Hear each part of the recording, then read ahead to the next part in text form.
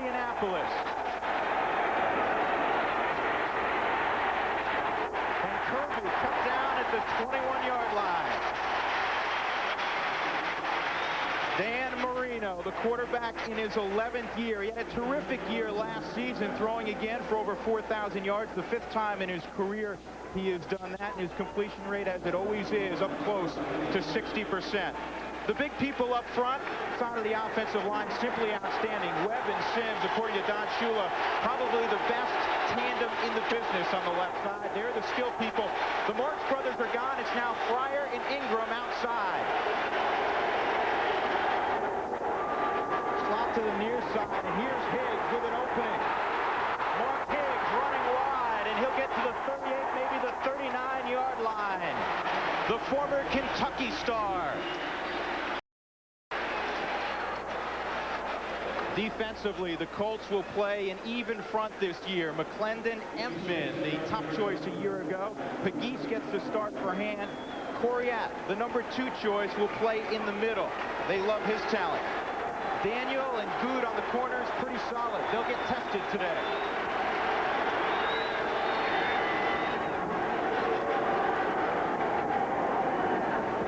They go to Higgs, and again, Mark Higgs with a positive gain across the 45 to the 47 before Empman straight down from his tackle position to bring him down. Pickup of 9.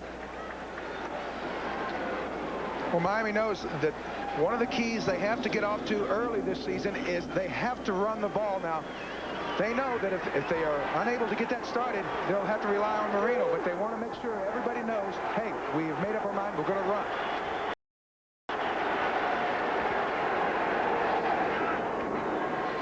Mark Higgs again, and this time Steve Edmond blew into the backfield, and Dan Hampton, he talked about making a big play early when we chatted with him yesterday. Well, this guy can make a lot of big plays. You know, he's completely healthy. He says, I'm wearing a little bit of a brace this year. I don't really need it. I'm just going to use it early. But those kind of plays there will make that brace expendable. He is a force, and Indianapolis will count on him heavily to make those kind of plays in the interior. 3rd down and 3 for Miami. They need the 49-yard line. Terry Kirby, the terrific rookie, the surprise, if you will, for the Dolphins in preseason, has checked into the backfield with Dan Marino. The football. He had plenty of yardage for the 1st down. He was hit hard by Eugene Daniel, the 10-year man out of LSU. So the Colts turn away Marino and the Dolphins, and they'll get the football.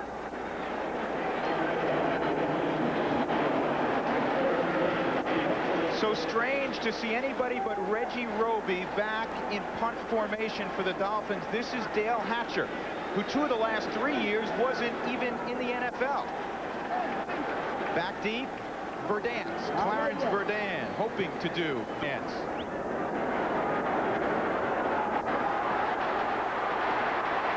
Trying to get to the wall, he will not. Brought down at the 5-yard line. Bernie Parmalee down on special teams. We're scoreless at the Hoosier Dome, just underway. 12:42 Trudeau. Number 2 pick 8 years ago. This is the 9th time he has been the starter, but only the 2nd time he's been named the starter, not because of an injury to a team. They go to AJ, and Anthony Johnson picks up about 5, so a good advance on 1st down. Now here's the revamped offensive line for the Colts. Wolford comes over, the high-priced man from the Buffalo Bills, an outstanding tackle, and Loudermilk, an equally outstanding lineman, comes down from Minnesota. The skill people, Roosevelt Potts, a colorful, charming rookie at 258 pounds. I don't know if you call too many guys charming at 258 pounds, but you will like what you see from this guy. You'll play plenty today. Straight ahead, Johnson again picks up about 2 or 3 yards. Jeff Cross made the tackle from his left end position. And here is that 4-3 for the Miami Dolphins. Klingbeil and Webster inside. The key to the defense, John Offerdahl must stay healthy. When they have John Offerdahl, they're a lot better defense all the way around, run and pass. And Brown and Vincent, two very good corners. Williams and Oliver, they played together for a long time. They played 3 years together at the University of Florida. 3rd down and 3 for the Indianapolis Colts, their initial possession of the ball game. Trudeau bobbled and nearly intercepted. 29, Lifford Hobley had a chance. The 7-year man out of LU. Well, that time on 3rd and 3, Jack Trudeau went to a pretty high percentage pass. Langhorne was across the middle, open for the first. A little high, a little nervous, I guess. Threw a little high. Should have been a completion. Ron Stark will kick it deep. O.J. McDuffie, the Dolphins' top choice out of Penn State, back around his own 40. He's exciting. Short punt, McDuffie from the 47 loses the football. He's gone. That'll be a touchdown. 53-yard touchdown. Rodney Culver.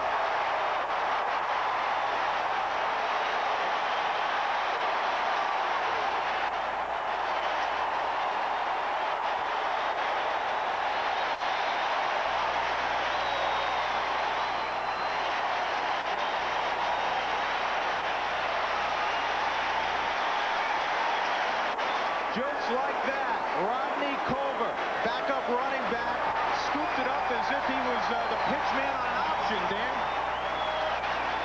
Well, when we asked Ted Marchibroda, can Rodney Culver score, we never figured this was what he would do to score so early. He's a very valuable part of the special teams, and right there, hey, he said, he picked up his bag and took off. Scott Radisek. One Penn State star hit another Penn State star and jarred the ball loose. Dean Biasucci will try to tack on point number 7. He's down the middle, and the Colts have broken on top in the direction of Terry Kirby, and it goes out of bounds. So they'll line it up and do it again. Let's take another look at that Rodney Culver. You're talking baseball about a room service hop if you're playing shortstop. This was a room service hop. Well, it really was. And here, if he eludes Radisek, he's got a good-sized hole right there. Now, I don't think, he can be criticized for not trying to fair catch. I like a young guy like that to go ahead and try to make something positive happen. It was just a super play by Radisek, and, that's going to haunt him for a while, but he's a first-round draft pick. He's been there before. He'll be able to come back from it. Dolphins will take the football at the 35-yard line. Byers the fullback, Higgs the tailback. 12-yard out, well thrown, caught by Irving Fryer. 10 years, the first 9 spent in Foxborough with the New England Patriots. Well, one of the things that we talked with the Indianapolis Colts, they said, the new receivers have really shown an awful lot in the preseason, but Irving Fryer in particular has shown almost newfound speed. They're good, giving him a pretty good sized cushion, and if you give Irving Fryer that, Marino will take it all day long. Fryer goes to the top of your screen. Mark Ingram to the near side. Little counter tray, and Higgs trying to run wide. Knocked down at the 50-yard line. Perhaps he picked up 3. John Baylor, the strong safety, led the charge defensively for the Colts. Well, in the first series, he ripped off a couple of real nice running plays, running over there on the left side behind their big tandem of Richmond Webb and Sims. There they tried to go with a little bit of a counter. I think Miami's success will have to be more of a straight-ahead type gut play or maybe a quick trap inside. They're too big to try to string out. Terry Kirby's now in the ball game. Mark Higgs checks out. Blitz coming, they pick it up. Here's Byers doing what he did well, get open out of the backfield. He'll get it to about the 41-yard line. Jason Belser brought him down. Well, I think a lot of folks realize that Keith Byers may be one of the premium backs out of the backfield catching the ball. Here he lined up out in the slot. The blitz is coming. Marino knows there's going to be a hole. Where the guy's blitzing from, you just get somebody in there. Byers able to adjust on the run. It's called side adjustment. They make it look easy. Football last year and catching the football. Marino down the middle, not free. Big hit in the secondary. And John Baylor was the man that put the pads on him. Dan Marino's had pretty good time so far. Indianapolis, and talking to Rick Ventura yesterday, they said they want to get a push up the middle. Well, right here at the center of your screen, you're seeing the right guard in the center, Dellenbach, working on Entman. He basically beats the double team, clubs down, slips underneath. Now, that is the type of play that will make him a huge force in this league. And, you know, a lot of guys can beat people one-on-one, but when you get somebody that can beat a double team, give me a break, sign him up. That's what the Colts did, and they paid him a lot of money also.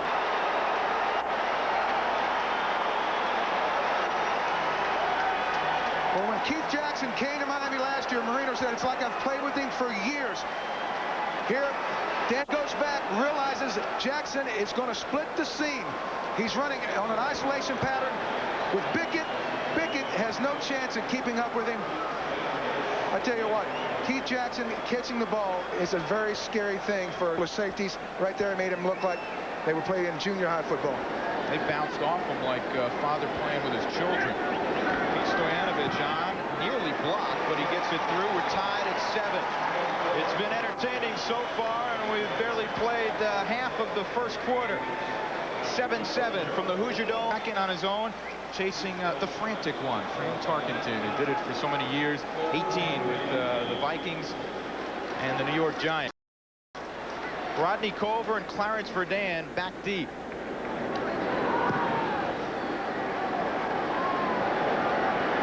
Verdun from the 1. He'll get it out to the 25-yard line, brought down by James Saxon.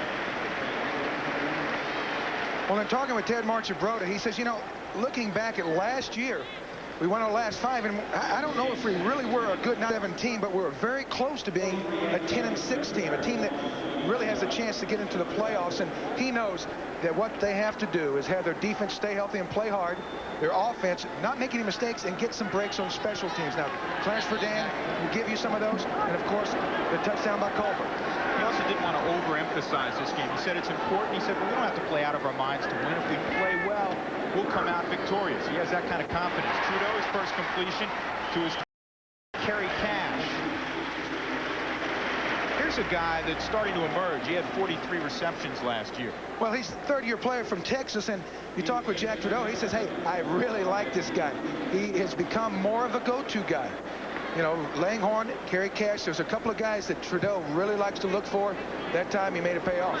We talked to Jack Trudeau yesterday. I think the thing that I came away with was the confidence. He's ready to go. It's his first start and opener since '80, but he had an air about him. And he finds an open man at the 41-yard line. That's Reggie Langhorne, 85, in front of Vesty Jackson. You know, you're talking about that air of confidence with Jack Trudeau. I feel that there's a huge amount of respect on this football team for Jack Trudeau. And, you know, he's not a guy that's going to play politics. He's a winner. There, getting the ball to Reggie Langhorne, maybe Jeff George's friend.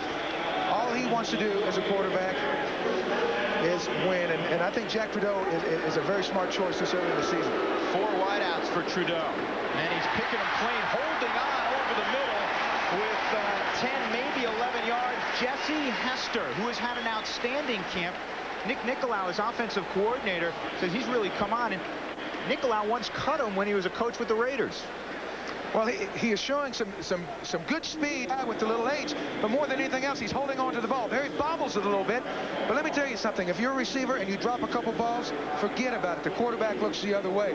Hester is now concentrating and getting that ball before trying to duck and run.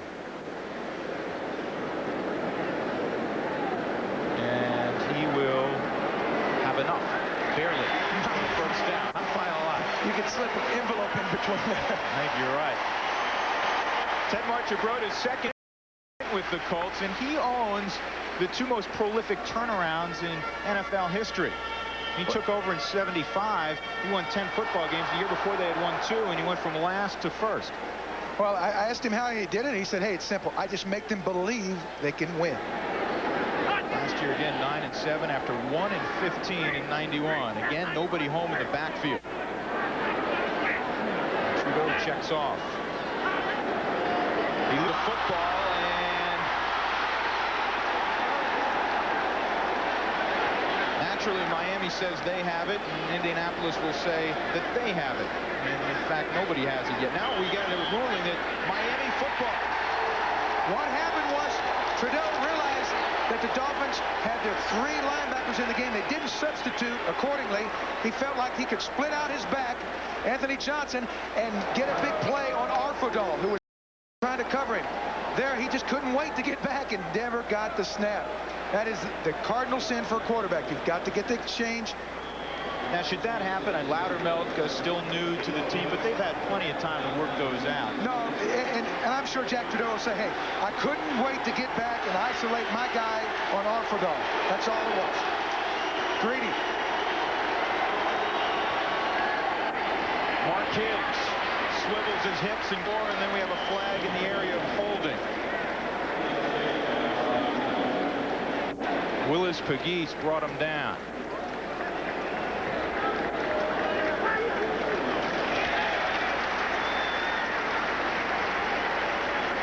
Will probably be on Keith Sims' arm. 9 on the offense. 10 yards, still first down. Red Cashin, our referee today. Either Sims or Webb, the 2 big guys on the side. Now, they've had a pretty good, doing a pretty good job working on that Colt front. That time they got called for it. We were looking at Keith Sims there, a very interesting guy. You know, he came into the league, 2nd-round pick. The guy beside him's made 3 Pro Bowls, and he says, hey, this is my year to step up and maybe go. But first, he's got to eliminate some of those mistakes. 1st and 20 now, back at the 40-yard line.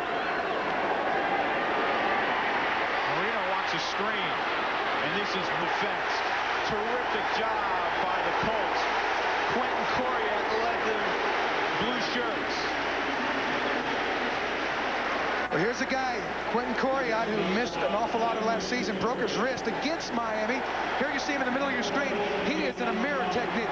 He is watching Higgs. If Higgs runs off the field, number 55, Quentin Coriat, runs off the field with him. There, he just kind of traced him outside, made a big play. 6'3" and 50, that should be illegal. He runs about 4'5", we're told. Well, Quentin Coriat is a guy you can put about anywhere and make plays with.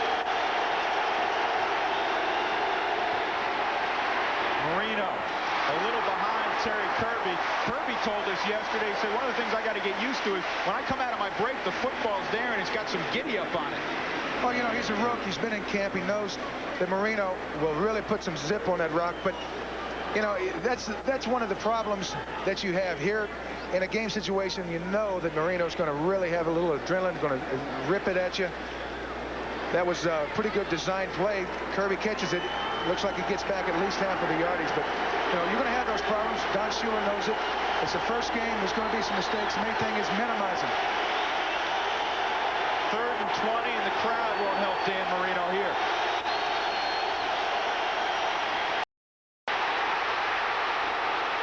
Nearly intercepted on the tip drill. 38. Daniel was nearby. Jason Belser brought it down.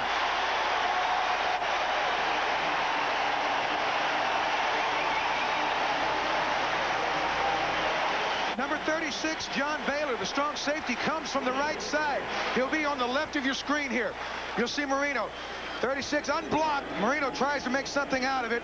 Coriat's coming, gets a little. Now that's what you have to do. Get Marino uncomfortable, try to make him make something happen, because when you leave him in the pocket, he'll kill you. Hatcher gets off one of his typical high kicks for Dan.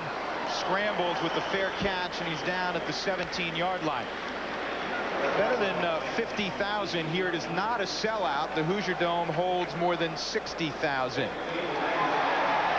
lot of changes for the Miami Dolphins. Brian Cox, he's a guy that will nick a little bit today. Kind of like Philadelphia Freedom. A lot of former Eagles in Miami, Dan. Well, there is. And, you know, that's one of the reasons that, you know, it's kind of easy to see Dan Marino maybe struggle a little bit. You know, he didn't play that much in the preseason. I mean, he was one of the greats of all time. You don't make him play a lot of preseason games. Don Shula knows that the timing will have to come in game experience. It'll take a while to get him on track. Again, nobody home in the Colt backfield. Trudeau underneath. Kerry Cash, his 2nd reception of the afternoon. Clifford Hobley had the coverage. Well, one of the things that Don Shula knew he would have to contend with is the short to intermediate passing game that Jack Trudeau does so well. He puts his tight ends in a position where they can catch a lot of balls, run a little option pattern, get open on a linebacker, a little slip screen here and there. That is the thing that really wears the defense out, chasing those guys, those little 5-6 yard patterns. Before long, you get them wore down, and then you can start a running game. Trudeau wants a bunch. Good coverage, over the top help from Louis Oliver. He was trying to get it downfield to Vincent, or Vincent was making, Troy Vincent was on the coverage.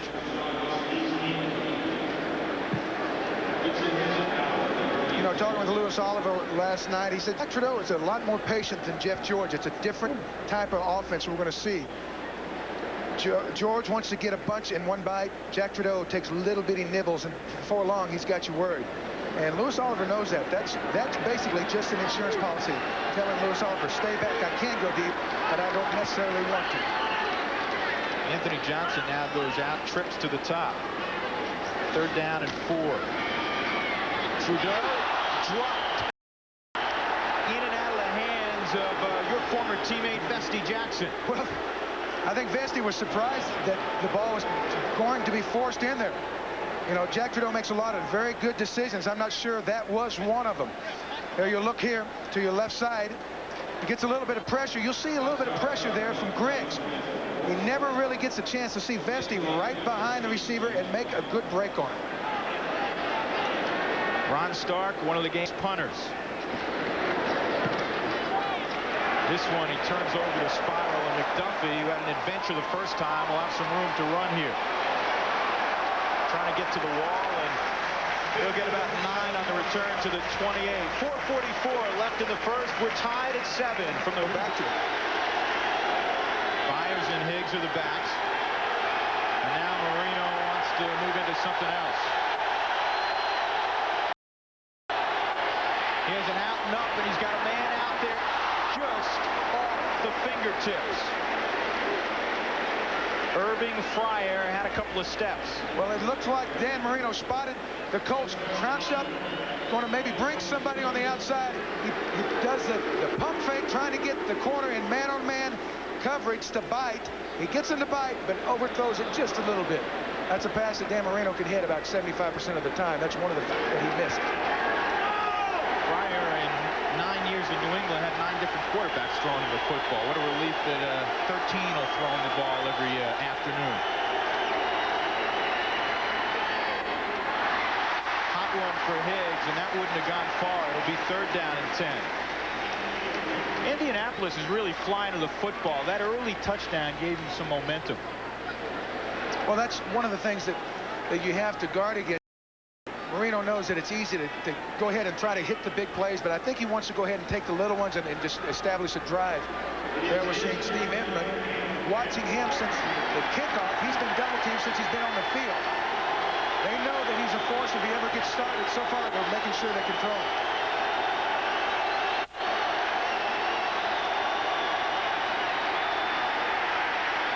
Marino.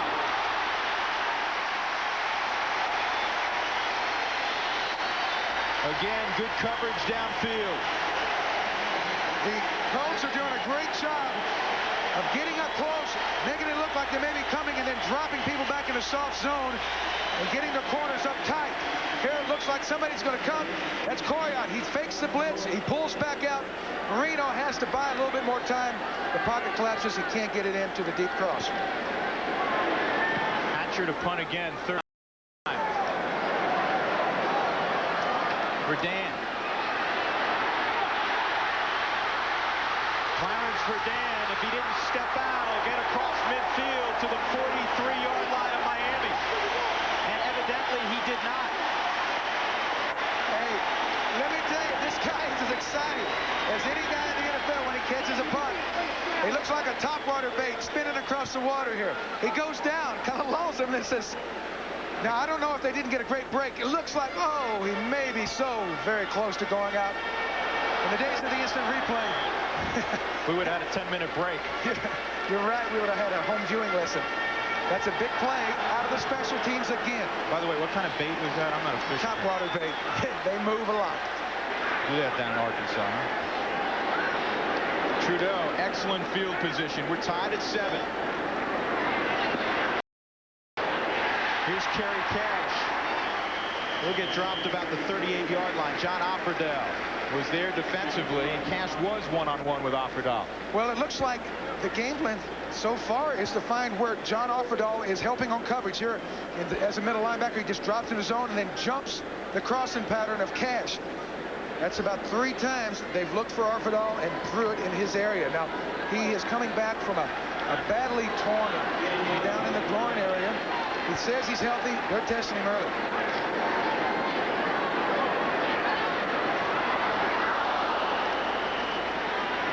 Jesse Hester couldn't hang on to that one, so it'll set up third down and a long 4 for Trudeau.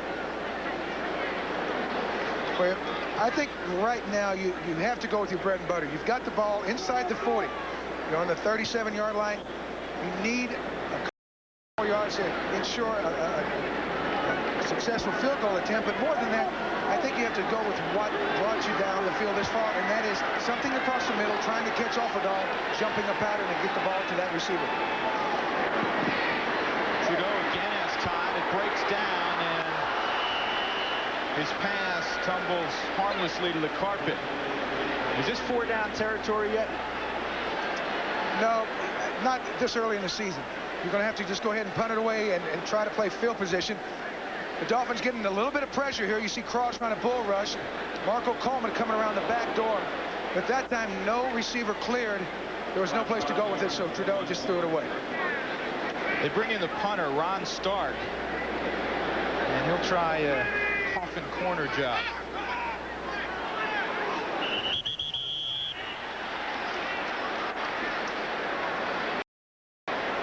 Looks like the Colts are trying to draw Miami offsides, and it may have backfired on them. Looks like they may be backing up.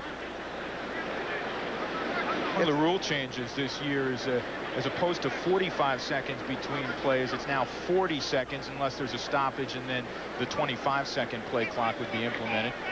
Do you think that'll make a difference in terms of number of plays? There is no infraction on the play. 2-point stance, and he can move and set. Foot down. Well, I think it will. More than anything else, I think it's going to help the offense try to isolate on a defense without them substituting. I think it's cut down the window to get new players out on the field to counter what the offense is doing.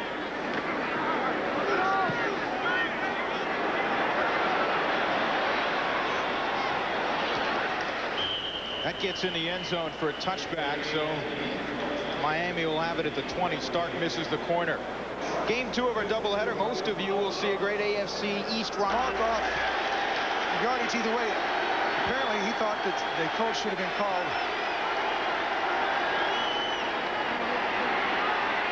Mark Higgs again finding an opening. He has done well running the football.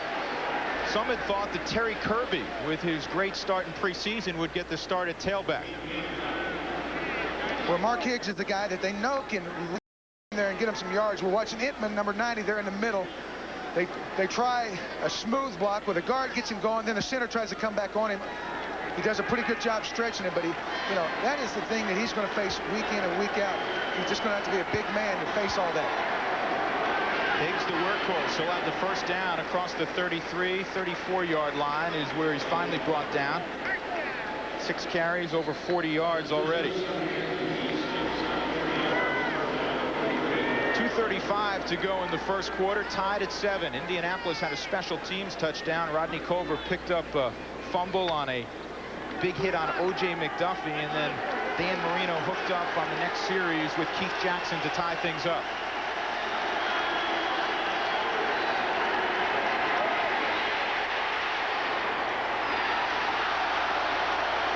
Will they give him the catch? No.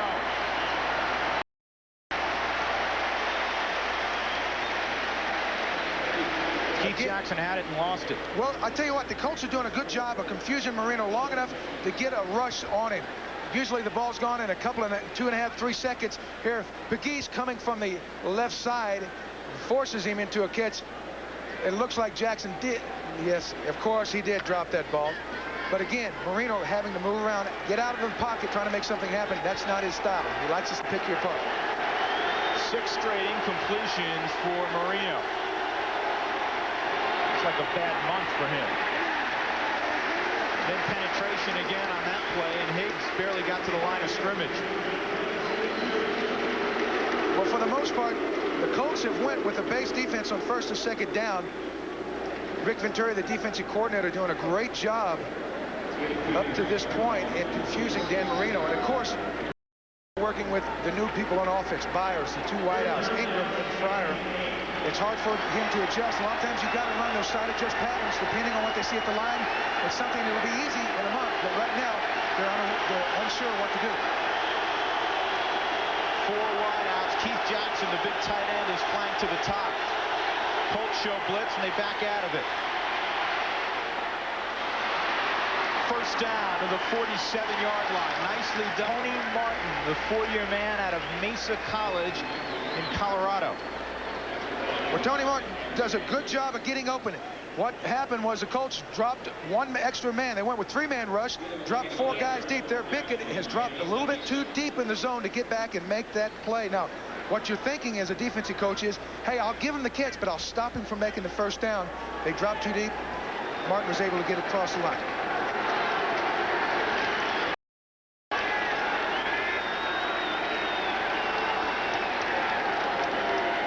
Straight ahead goes Higgs, and he tried to bounce it outside, and he ran into Dwayne Bickett.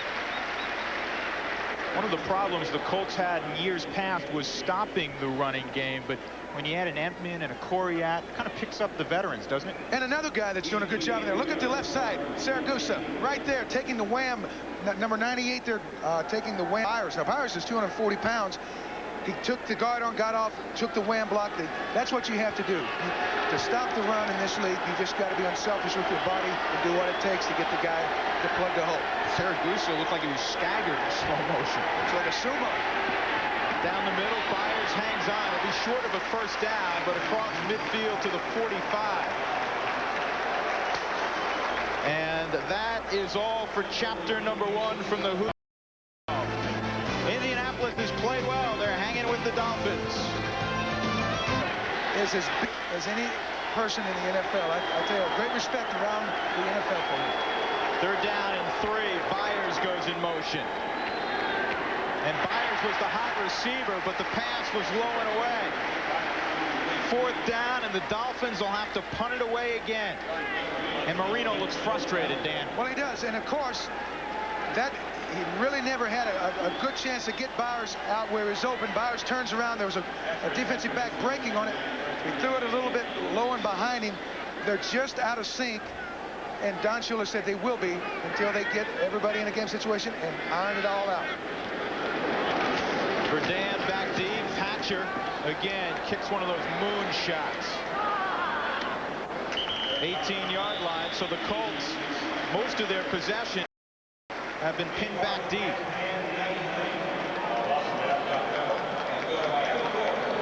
Reminder, coming up at halftime, the Domino's Pizza Hut NFL Live halftime report. Joining Jim Lampley in the studio will be Mike Ditka and O.J. Simpson in a feature on Marcus Allen, naturally. That's coming up at halftime on the Domino's Pizza halftime report.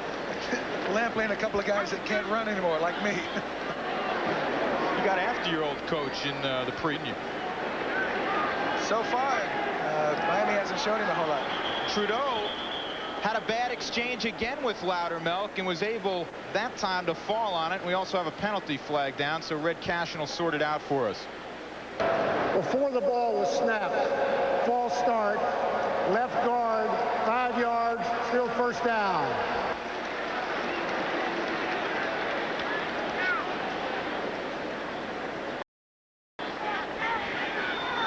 Jack Trudeau has gotten along pretty famously already with his new center, Kirk Loudermilk. They've been hanging out a little bit together. Well, you know, they're both at the point in their career. If they don't make a move now, they're not going to get to the Super Bowl. They think they can get it together here in Indy. Anthony Johnson's in a world of trouble. He's dropped at the 2-yard line.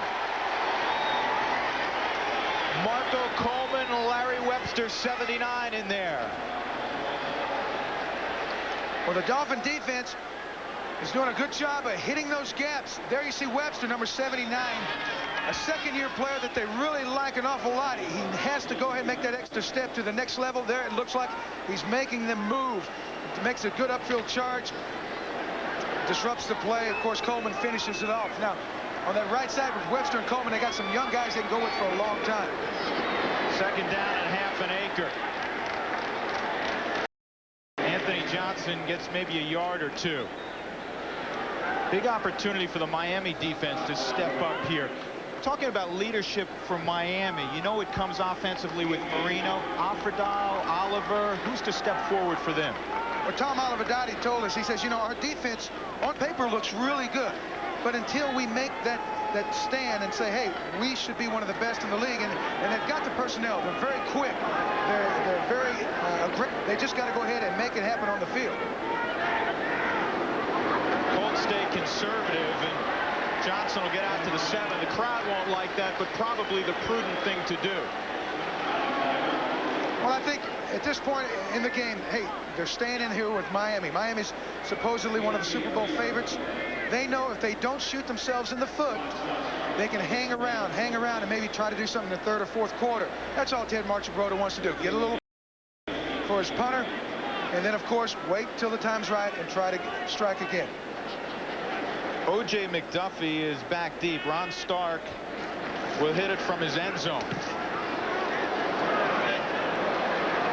Line drive type. This will be returned. McDuffie crosses midfield, and with two hands on the football gets it to the 44. Outstanding field position for Miami when we return to the Hoosier Dome in Indianapolis. Right now it's the Colts to step up defensively. Byers for a short gain underneath. It's obvious Dan Marino wants to try to get that short passing game to the backs going. At that time, Byers, number 41, was lined up as a wing behind Jackson, the tight end. Jackson cleared out. Byers cleared in right behind him. What they're hoping is that he catches the ball, breaks a tackle, 10 or 15. Either way, you get a little positive yardage on first down.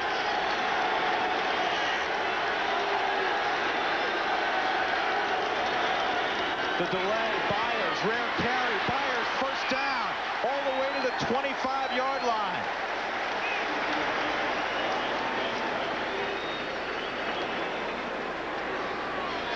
Well, you know, Keith Byers is known around the league as a pass receiving back team coming out of the split backfield. Number 41 just busting up in there, and it looked like the linebackers for the Colts, Radisek, was really concerned with some kind of a pass drop. He never really recognized the play as a dive right at him, missed the tackle. He got 16, first and 10 for the Dolphins. Terry Kirby. He'll get 3 or 4 straight ahead over Dellenbach, Sims, and Widener. Terry Kirby is a little bit different type of back than Mark Higgs. 6'2", 210 pounds or so, and he really doesn't look like those kind of backs that you picture, Drew. He looks like a basketball player, and he's very, very gifted catching and running. And he was a great basketball player at one point. They're very excited. Think he could be the slasher they're looking for. Marino on the bootleg. Complete inside the 10 to the 9-yard line. No, they say he was juggling the football. Fryer did not have possession when he went out of bounds. It'll be incomplete. Funny aside to Mark Higgs and Terry Kirby. I'll pick up that thought in a moment. Let's see if he does hang on. Well, this is something that Marino can do and likes to do. To change things up, he'll run a little counter boot, get out of the pocket, and get somebody coming towards the sideline.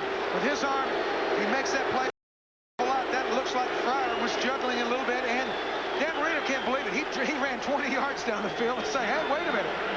And Don Shula's still pleading his case. Think he can't still compete? And we get a timeout for the Dolphins. Big third down for them. Third down and 8 from the 24-yard line. Tied to the 15-yard line. Who does Marino look to now? Well, doesn't go to Jackson. Look for him to try to get the ball to the rookie, Terry Kirby, working on Quentin Coriat up at the top of your screen in the slot. Marino bounce side. He goes to Fryer. Fryer trying to get to the corner. Fryer will get out at the 1-yard line. He surveyed the entire secondary that time. Again, the man has a computer chip in his brain. Watch him look to his left. He's up there. He says, hey, we'll cover it up. I'm in one-on-one on the other side. Irving Fryar runs a quick side adjust slant. Just runs away from the coverage there. That's two veterans doing what they do best. Make something happen, try to get the ball in the end zone.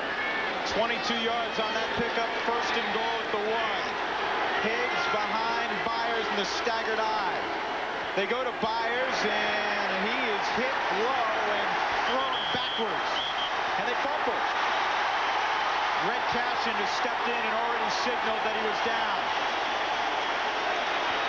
Well, I'm not sure, but Tony Saragusa and the big guy, Steve Inman, made a heck of a play in the middle. They ran a wham play inside. Forward progress is ruled. Second down.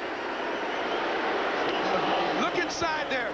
The tight end Batty's trying to come in and wham and squeeze the back through. It looks like Scott Radisek did a super job stepping up and forcing that play. Hit Byers right in the mouth. Stop the forward progress. Lucky they didn't lose the ball. They lose a yard on that play. Now Marino calls a timeout.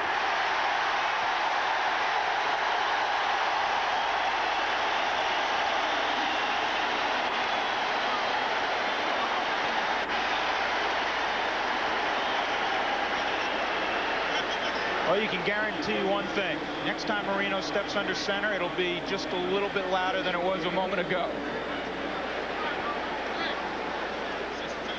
Red Cashin says forward progress was already done. That's why he disallowed the fumble.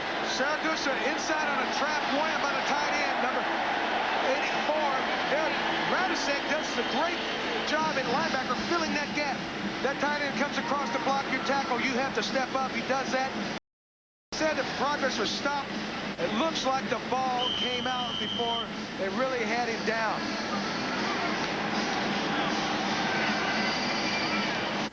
Marchibroda right now would be happy if he can hold the Dolphins to 3.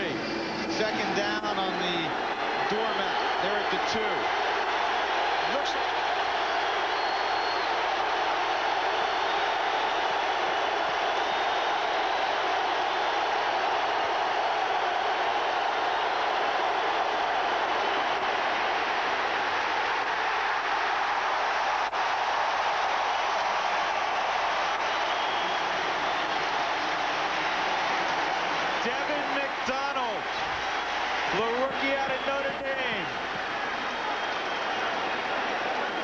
Devin McDonald's in the game, lined up on the tight end, does a great job skating, gets up, forces the run. The guy that made another big play was Radisek. This Colt defense has shown that they can be as aggressive as any in the league, and I'll tell you what, they're making a lot of big plays early on in this ballgame. Huge play right now, 3rd down and goal.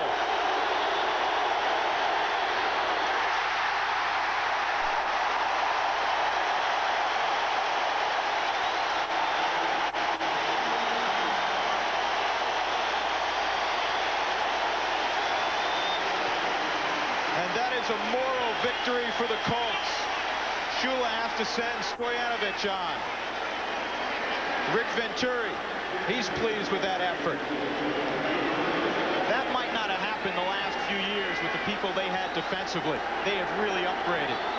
Well, they have, and the thing is, you got to make a big play to become a great defense. They're making those. Stoyanovich, one of the most accurate place kickers in NFL history. That's really an extra point for him. The 20-yard field goal good, and the Dolphins go on top 10-7, but that's okay with the fans. It's on the ground, and ooh, man, what a hit. Louis Oliver ripped Anthony Johnson to the turf. Well, that was a great play by Louis Oliver, but you know, you wonder when are they going to their big fullback Potts and let him try to hit up in there and run through some people. There you see him going high, completely legal tackle. That was a very aggressive move by Louis Oliver, and you know, a lot of folks don't realize that he is one of the finer safeties in the league, and you know, he doesn't get a lot of publicity outside of Miami, but he truly is a great safety. Pods can catch the football also as Trudeau checks off at the line of scrimmage, but Indianapolis has thrown it almost every down. Good throw by Trudeau. First down to the 40-yard line. Jesse Hester. Well, again, Jack Trudeau, patient. If he gets time, he can make the right decision an awful lot of the time. That time he did. But it's mystifying how they've got the Dolphin defense a little off balance. I would have thought that they would try to go ahead and back with the run. I guess they're going to say, hey, Trudeau's short intermediate passing, it will be what we're going to win with and die with, and they're going to stick with it. That hookup was good for 12 yards.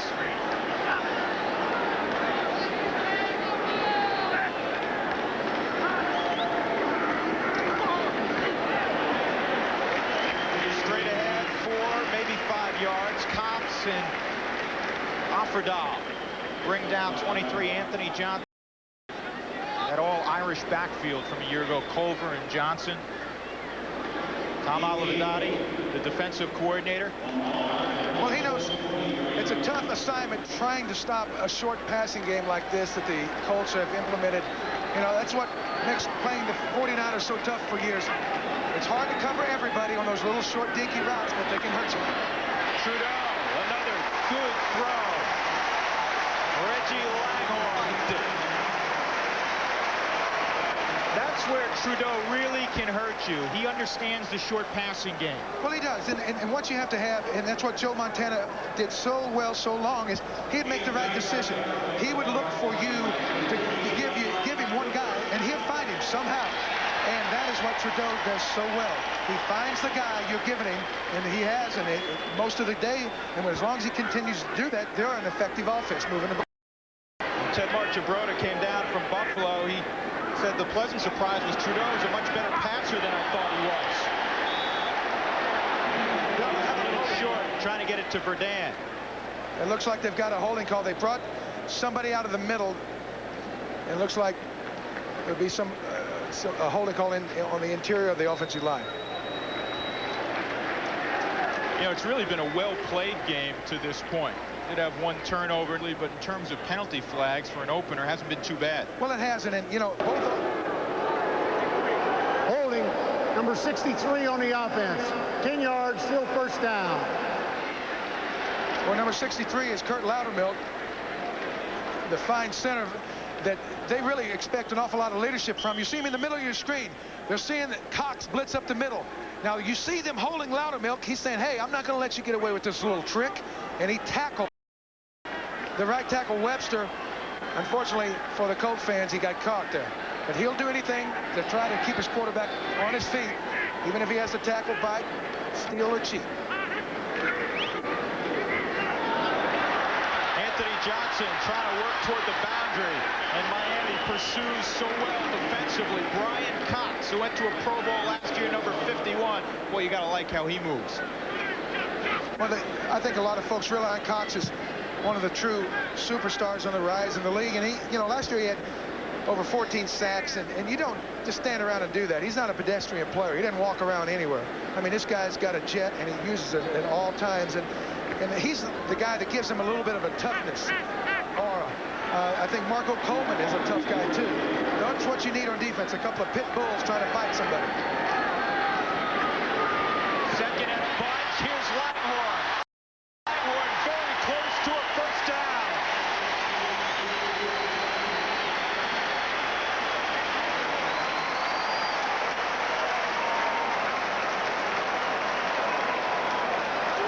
Reggie Langhorne from that football mecca, Elizabeth City State. You know, I was always impressed with Reggie when he played for Cleveland, and it's obvious that, you know, he's found a home here in Indianapolis. You see Jeff Johnson, but it's pretty obvious that Trudeau likes to find him too. And Langhorne's a big guy. He can run those crossing patterns. He's not afraid to get him the ball. He can make something happen. Double tight end, third and short. Culver will have the first down.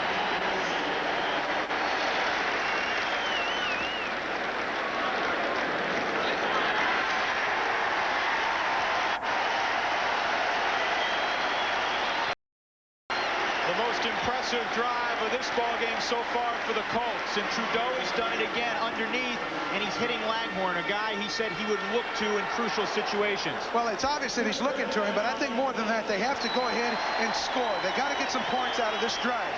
4 minutes left in the first half. They've done everything they really felt like they had to do except score some more points. They've controlled the ball. Now they've got to get those points.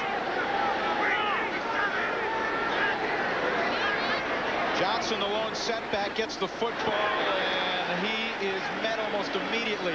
Larry Webster, from his left defensive tackle, the second-year man out of Maryland, stepped up and ended that play quickly.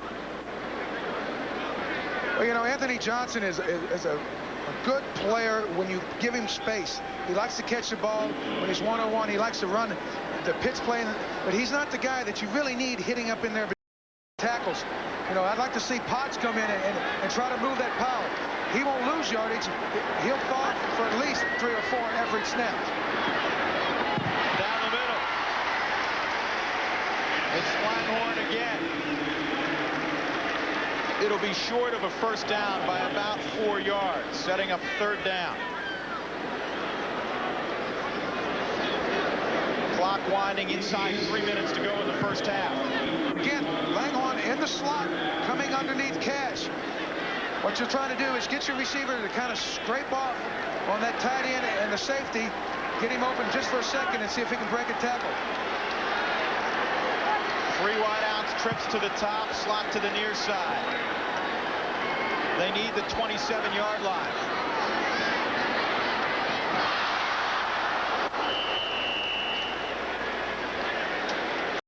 Verdun had it and lost it. Ted Marchibroda with a decision to make, and Dean Biasucci will go on and attempt the long field goal to tie things up. Well, I think he had to go to the well too often there. You've got to get some kind of a run to keep the defense honest. There, he kept going to that little crossing pattern in the middle, the little dink play. It works so long. You've got to start to move the ball deeper or try to get some kind of a running game. Otherwise, they can stop that if they know you're going to go to the well too often. Officially a 48-yarder. It's partially blocked.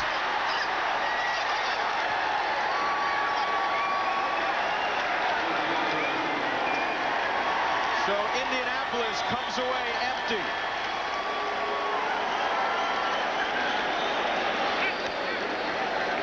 And the score remains 10-7, Dolphins.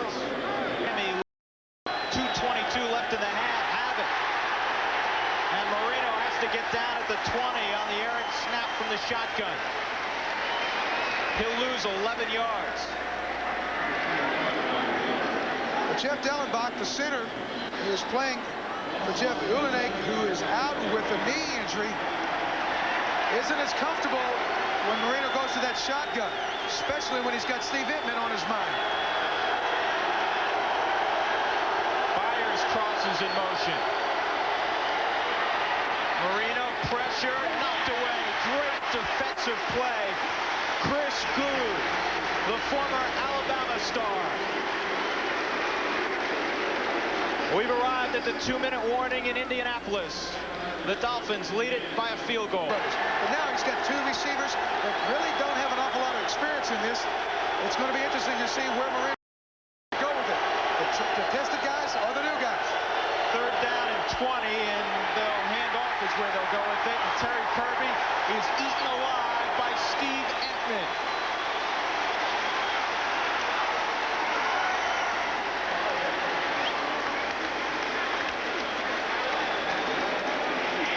Steve Ittman, number 90, there in the center of the screen. You see him running the first leg of a stunt.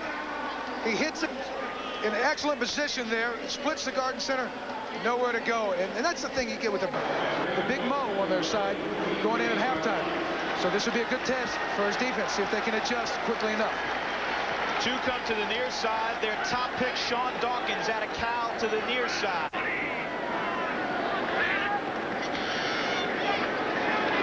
Little screen. Anthony Johnson tries to cut it back. He'll get about 4 yards.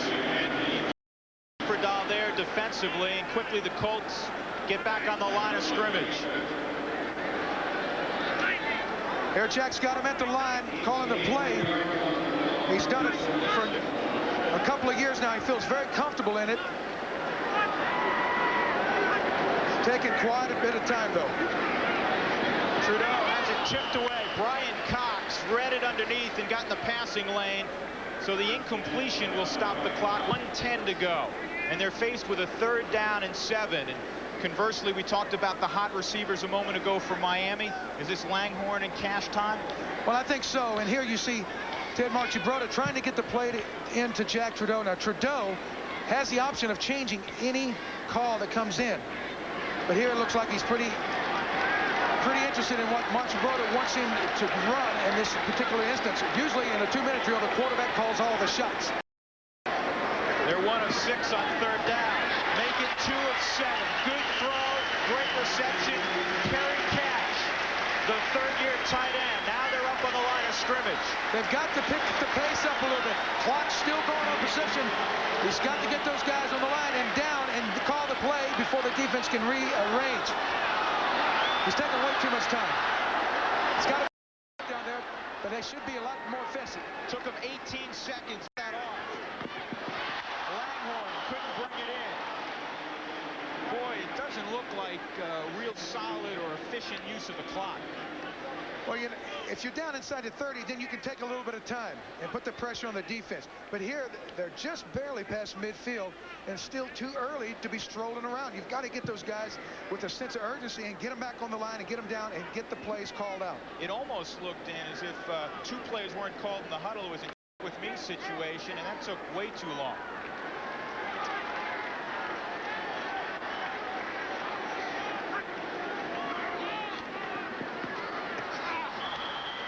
Incomplete. It'll be 3rd and 10. Cash couldn't pull that in. Well, a lot of times you have a 2-minute drill to get in position for a field goal, and then there's a lot of times you have the 2-minute or hurry-up offense trying to score a touch. And it's obvious that the Colts only wanted to get Biasucci another try to tie the game. And Jeff George continues to look on. If you're just joining us, he is the number 3 quarterback today behind Trudeau and also Don Mikowski. They say he's just not ready. And Trudeau will be the starter if he plays well throughout, we are told. 3rd down, blitz coming, dropped. It would have been short of a 1st down anyhow. Cash had it and lost it. Well, Trudeau, you hear, is calling for interference.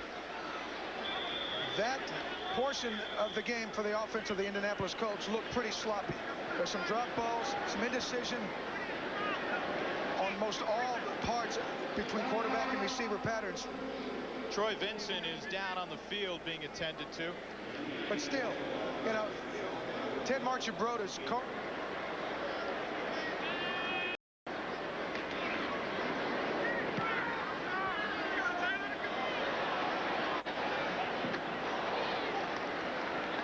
That's a touchback. It'll come out to the 20, a punt of 44 for Stark, but he was looking somewhere in the neighborhood of 40, 41. 21 seconds. The second half. And that's exactly what they'll do. Dan or Rodney Culver. It'll be Verdun from the 2. He's got the sideline. And he'll get it out in good shape, nearly to the 40-yard line. You know, this is a character on this Colt team. Trudeau says he always comes up, you know, other receivers go, hey, get it to me. I'm open here. I'm a crossing pattern. I uncovered. Verdun comes back every play. I'm open. I'm open. This man likes to have the ball in his hands. I bet he sleeps with one. Of course, Trudeau added that when he says he lets it go in one ear and out the other, he knows that Clarence will say that from time to time.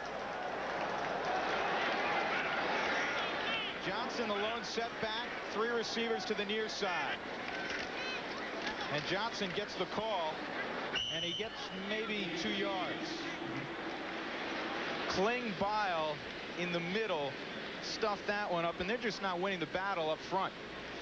Well, in talking to Marchibroda, He says, you know, Anthony Johnson is a good running back, but what we've got to have is a guy that really will sell out. And, you know, in Chicago all those years, we had a great rushing attack, and Walter Payton always came in handy. But the thing was, we had guys that were committed to running the ball. You can't run from shadows. You got to have faith that the hole will be there and hit it. Trudeau, incomplete. Jesse Hester had to reach back, but that one you got to have, isn't it? Well, you'd think a guy like Hester has been around a long time, and Trudeau knows he could have put a little bit more on that and got it back to him. But, you know, this Colts offense, like it's early in the third quarter, they really haven't had a lot of confidence in what they're doing. Early on, they came out, they knew what they wanted to do. It looks like they have to try to get something going that they can hang their hat on. And this little short comeback passing game, the crossing patterns, they're only open so long. You've got to make the defense respect everything. 3rd and 7, they need midfield. Trudeau wants to run, now looking deep to Dawkins, and he overthrows him, and it was behind him anyhow. So Indianapolis wastes pretty decent field position. There's the rookie out of California, their top pick. He has had just 2 passes thrown in his direction, and quite frankly, neither were catchable.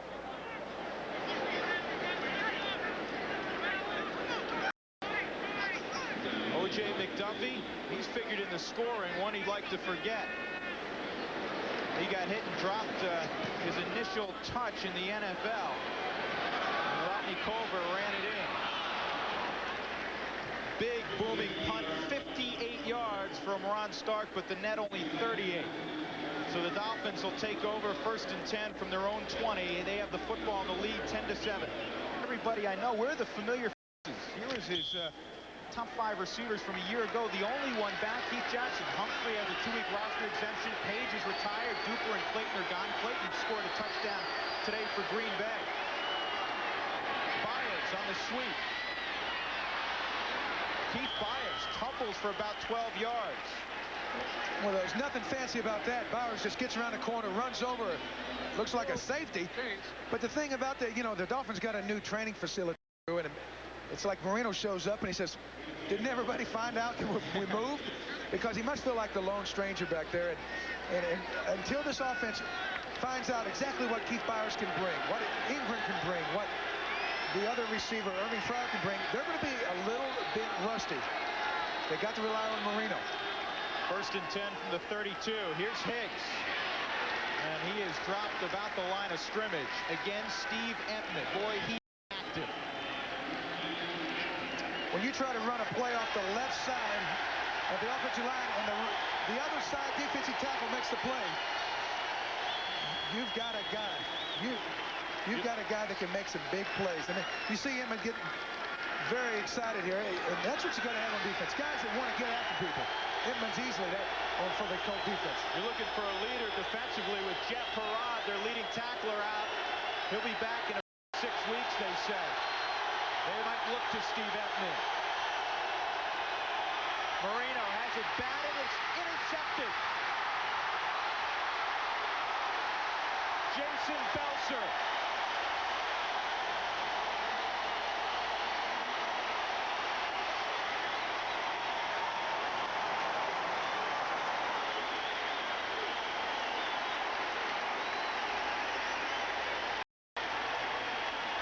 To stop Dan Marino, you've got to confuse him, harass him, and tip balls. Looks like it was the big guy, Entman, got his hands up. No, Saragusa got his hands up, tipped the ball. Belser does a good job getting what he can, but, you know, Dan Marino is a guy that does have some weaknesses. You just got to stay after him and to expose him. Timeout for the Indianapolis offense to respond. The defense has done a good job several times today. Trudeau, crossing route. Johnson to the corner. Still going inside the 15-yard line.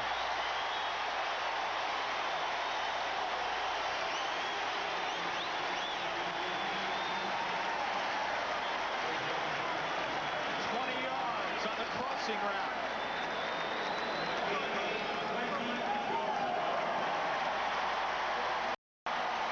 You see AJ slip out through the middle, number 23, and it looks like almost a screen there from his wide receiver, number 84.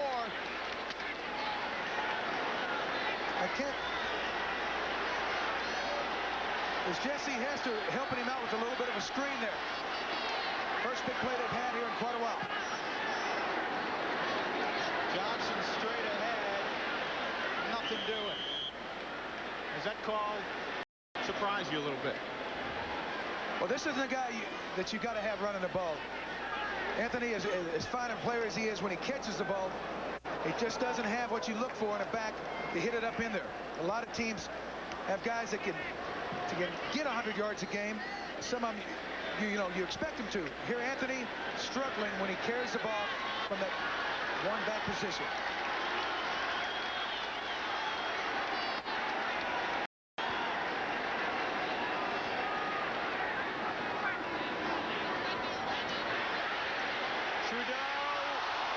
Just out of the reach of Langhorne, and Trudeau paid for it. So now another one of those critical third down situations for Indianapolis.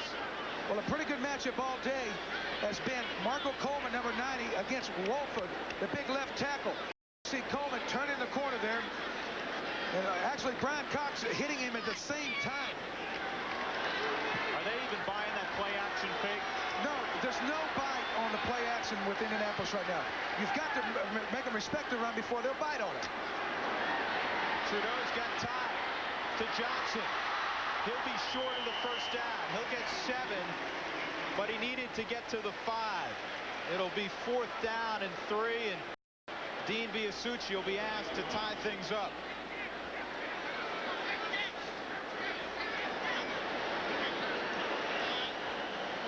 Is this a letdown after the interception to only come away with 3 if in fact Biasucci is able to connect? Well, they hit a big play on a crossing pattern to Anthony Johnson, but after that they really didn't get anything, and as an offense it really deflates you. You can say, hey, well, let's go score, and you don't. If you keep doing that, pretty soon you're going to be pretty low. 27-yarder is good from Biasucci. It's Indianapolis 10, Miami 10. The kicker's number 81. It'll be a 5-yard penalty. Free kick. Ted Marchibroda. Boy, he has to be just enraged with that. They had him pinned down deep. O.J. McDuffie, by the way, has now dropped the football twice today. This one won't cost him any.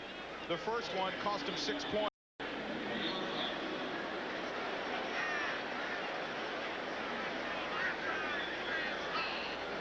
Don Shula talking to Dan Marino. Biasucci, is he headhunting here, Dan? It's the kicker. I tell you what, we never had a kicker that run down the field like that. Our guy started looking for some place to lay down when he kicked. You know what? He got all the way down there and he said, what am I doing here? Oh, this guy, I saw him in pregame. He's got some biceps. It doesn't look like a kicker. Now, when the kickers or the punters came in the weight room when you were working out, I mean, did you pay him any mind? Oh, curls for the girls, but this guy here, it's like a frustrated linebacker or something. He likes to run down and get something, get something on these rookies. He was hunting for the wedge there.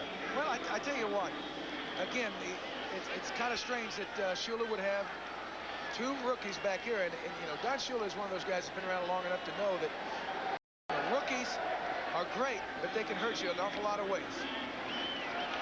It's the old saying, seen but not heard from.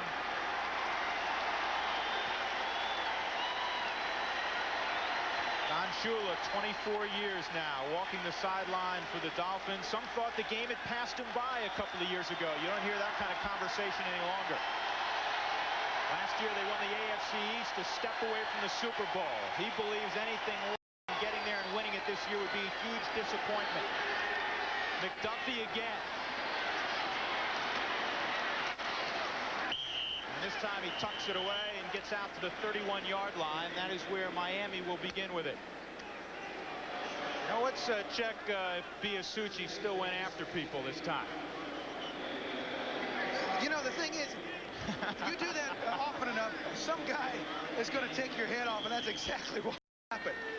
That looks good on film, but after a while, it don't feel so good when some headhunter gets it. And now he's limping a little bit, and he's telling stories. Higgs and Byers in the eye behind Marino.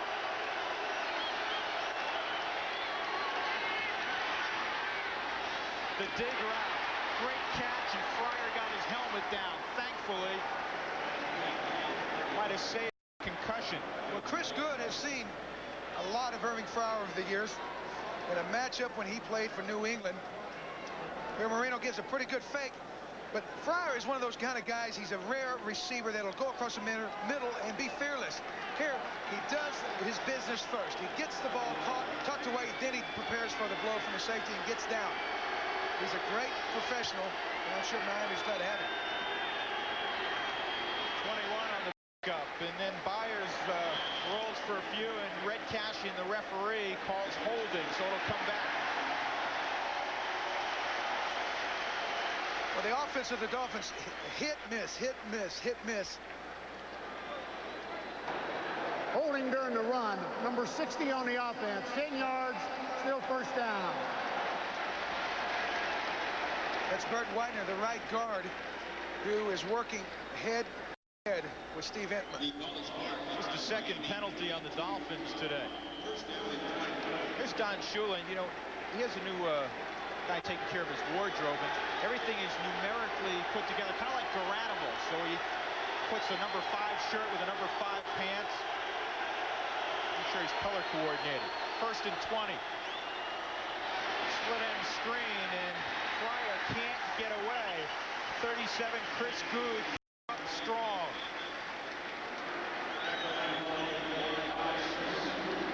The little hitch that Dan's trying to get there on Chris Good, it's not going to work so much because the Colt corners are up pressing on the wide receivers. And when you respect those receivers and get back off of them, those hitches work. Good is very familiar with that. He's up there banging on Irving Fryer. There won't be an awful lot in that play.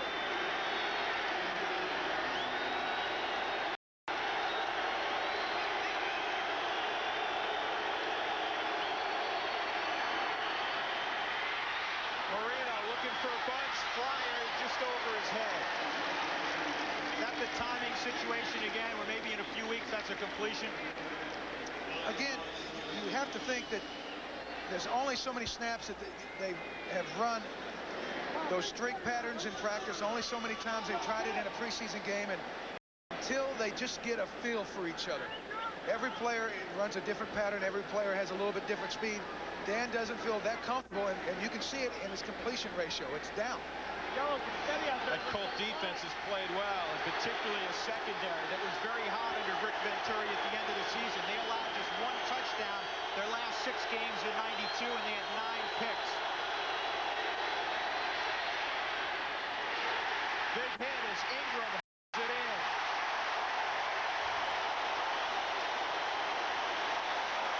Ray Buchanan, the dime back. This Colt defense is fired up. Now, if they can get that emotion over on the other side of the ball, no telling what they could do this afternoon. The Dolphins appear to be very confused here. Marino has no one to go to except Ingram on a little shallow pattern. Hey, that's great defense, and a lot of them getting it done. Indianapolis will give them that on 3rd and 15 all afternoon. Hatcher. Verdan lets it go in the end zone, and Indy will take it at the 20-yard line. Of a big victory for the Colts. The last time they've had an offensive touchdown against the Miami defense. Today they scored on special teams. Rodney Colbert picked up an O.J. McDuffie fumble. Over 14 quarters without a touchdown offense. Anthony Johnson will get 9 on 1st down, and Ted Marchibroda will take that. Lewis Oliver and Lifford Hobley there defensively. It was kind of a strange play. It looked like Lifford Hobley was trying to blitz and trying to knock A.J. off his pattern, but Trudeau doing a good job of spotting him out there. You know, the thing about this offense, when you have to live with this little short, deep pass offensive game, you can't afford any drops, and they've had an awful lot of drops the last 2 quarters. Straight ahead on 2nd and 1, really off tackle, and if he got the 1st down, he didn't get it by much. So the Colts, because of their inability to rush the football, and in fact it's a 1st down, they don't play around on 2nd and 1. They want to get it right there.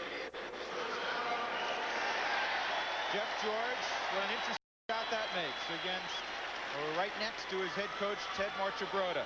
George held out for 36 days. And if you didn't join us off the top, when he was introduced or came on the field today, resoundly booed.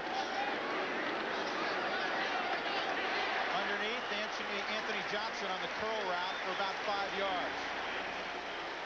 Let's go to New York for an NFL update and Jim Lampley. In Orchard Park in the third. Drew? All right, Jim, your pick right now, Indianapolis, looks pretty good. They're hanging in there. First down yardage to Reggie Langhorne. He's to the 45 line. 5:44, clock moving in the third quarter. Trudeau has seldom looked deep today. Trudeau getting pretty good protection. He has not been sacked today. Nor is Marino. Outside of the bobbles on the center, I mean, they really have done a good job of protecting him. And Wolford, the big left tackle, a very sore spot in years past, is doing a great job over there on Marco Coleman. First and 10. Trudeau out of the pocket. He'll get about 3 yards. The crowd wanting a late hit. I cannot believe they didn't throw some type of a flag. Troy Vincent arrived about the same time Trudeau went out. Well, here's the deal. You know, a quarterback is almost like he was trying to avoid it, but still, anytime you even get close to a quarterback around the out-of-bounds marker, they usually throw a flag because they're trying to protect him so much. Troy Vincent did a good job trying to pull up. One of the new rules in the National Football League this year, if you leave the pocket and throw it down near the line of scrimmage or beyond, they won't call intentional grounding. As a defensive tackle, I want to get your thoughts on that after this play. Pass loses the football. Brian Cox is on it. Are they calling it a fumble? Yes, they are. It's the only time you'll see a quarterback try to plead his case for an incompletion. Kerry Cash, just, I don't know if he ever had possession, but it may have been stripped. Here we'll look at it. Lifford Hobley here covering on the play. Does a good job coming up. We'll look here. He's got it in. It's stripped. Terrific job by Lifford Hobley. So a break by the Miami defense. We're still tied at 10. He hasn't made his rookie debut yet.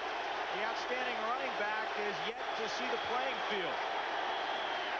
Marino from midfield gets it away to Keith Jackson as he goes down, and Jackson will get it out of bounds after a pickup of about 7. Tony Siragusa dumped Marino. One of the great things about playing next to Steve Entman is you know that he's going to get an awful lot of double teams. You're one-on-one most all the time, and I tell you, Tony Siragusa has made great strides in the last couple of years in his pass rush technique. He's one of those guys that always played the run pretty darn well, but he's getting a lot more pressure on the quarterback. That time getting Marino right before he gets ready. They go to Higgs. He cuts back. He's got some room to the 31-yard line. Mark Higgs, 5'7", 198-pound package from Kentucky. Over 900 yards each of the last 2 years. Well, Higgsy has been a big part of the Dolphin offense. You hear about Marino and the receivers, but Higgsy is one of those guys that kind of quietly sneaks up and has a great game on it. Here, 10 rushes for 60 yards. You haven't really heard his name a bunch, but he's hurting the Colts. He gets the call again and goes down after about 2 or 3. Quentin Coriat was there. And while we have a moment, let's go back to New York and Jim Lampley for another NFL update. Different team, same result, Jim Lampley. The Dolphins are on the move here, second. As great a play as that was for Jackson and Marino. Watch on the left, number 55, Coriat coming. Terry Kirby, the rookie, in on the nickel passing offense. Superior job cutting down Coriat to give Marino time to make this play. Again, Marino, last second, gets it off. Makes it look easy sometimes, but he takes a beating sometimes too. That's what people seldom see. Pete Stoyanovich makes it 17-10. So after the turnover, the Dolphins go 50 yards efficiently and quickly, and that man has 2 touchdowns today. Jackson has, and a lot of tight ends don't have, is that ability to separate from the coverage. There, using his speed just outrun the linebacker, but the point is, Jackson is a master at getting out, getting open. Marino knows that and will get him the ball when he does. The defense has played so well for the Colts today. The offense needs to pick it up here. Verdant from the 2.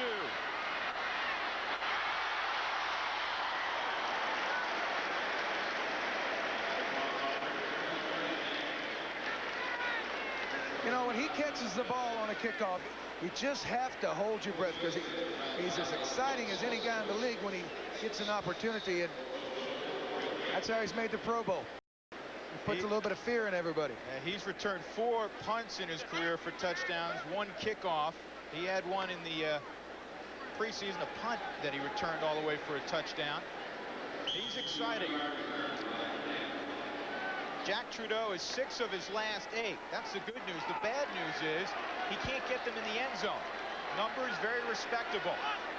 Again, those short passing game completions look nice between 30s to get your touchdowns. They go on the ground. Johnson somehow finds a hole. There's penetration. Now the ball's on the ground. Well, that's going to look kind of bizarre in the film room. Looks like Johnson was trying to shove one of his offensive linemen out of the way, gets stripped, and Kerry Cash just happens to be hanging around and gets the ball back. We'll see 23 Johnson here coming back. Cash is the man. Watch him say, hey, go get that big guy. Now he's stripped, ball pops loose. Cash happens to be in the perfect spot to get it. So a 4-yard game became a 1-yard game. You know, you always want Cash hanging around. Trudeau goes to the backside. Langhorne. And Reggie will be very close to a first down. It depends where they spot it. Cashin won't even measure. He says he got enough. When you're lining up defensively, you played inside defensive tackle. When you see the offense come out with 5 wideouts and nobody home in the backfield, that's got to tell you there's no way they can run it. Well, exactly. See, there's there's almost 60 yards of field that Miami has to defend. You want to spread them out and hope that somebody can break a tackle. But the closer you get to the end zone, the shorter the field, the less effective that offensive thought is. Johnson alone setback. He goes out on pass route, and it was intended for him, and John Offerdahl arrived at the same time the ball did. Great coverage. Well, you know, Offerdahl is saying, hey, come on, bring it back. Early on, Trudeau was finding him and trying to exploit Offerdahl's coverage. Here, Offerdahl locked up man on man. Makes a great play getting there at the same time as the ball. He's saying, come on, try it again. Now, this is a guy that has been the leader of that defense for years.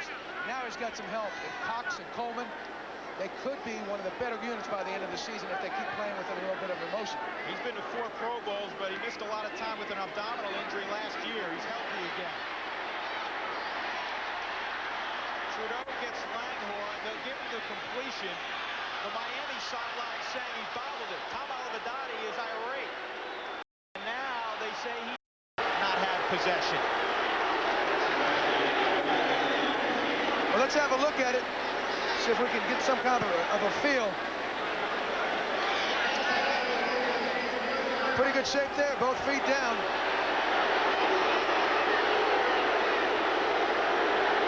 Well, that's hard to believe you could miss that goal. Here we go with another down, and the Colts just 2 of 9. Hard to believe. Blitz coming. Trudeau down the middle. Ball's on the ground. And Langhorne somehow got it back. But does he have enough for the first down? Some of these plays are starting to look like they came out of Saturday Night Live. I can't believe the call before was called non-catch. Unbelievable. Unbelievable. Awesome play by Langhorne to fight, scratch, get back, and they are indeed trying to call a timeout. It's 4th down and about a yard to go, maybe a little bit less, and Ted Marchibroda wants to think about this one for a moment. The ball is at the 47-yard line of Miami, and with 36 seconds left in the third, they trail 17-10. He's probably wondering how many opportunities he has left on this side of the football field. Well, I think Langhorne had the first down. Then he gets stripped. The Dolphin player never really had possession when he recovered. It's going to be an interesting call to see, how they play this out. I would have to think that he had possession for the first, strip. The other team never got possession. I would say it would be first down.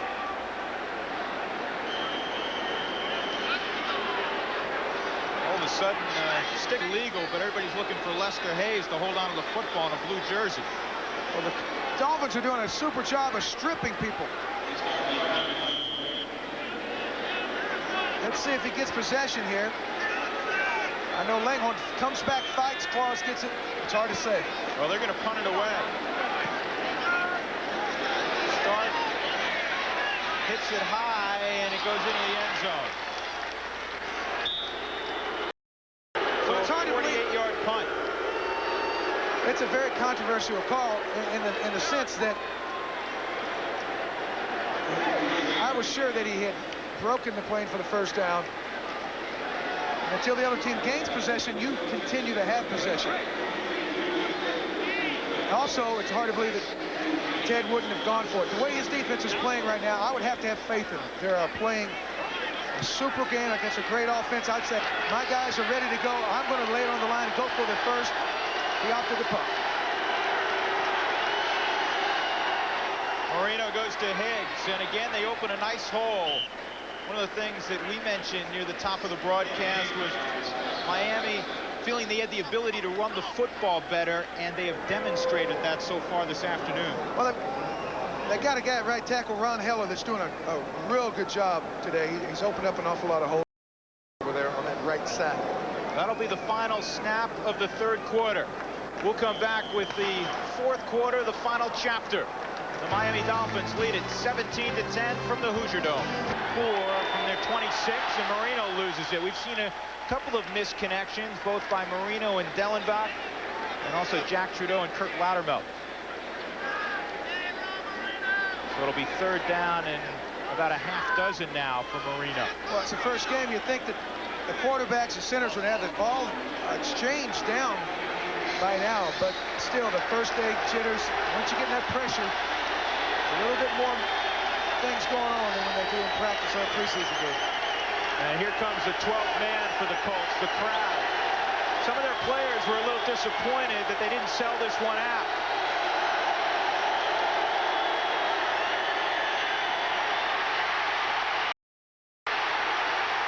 Knocked down Siragusa. They fluffed Marino.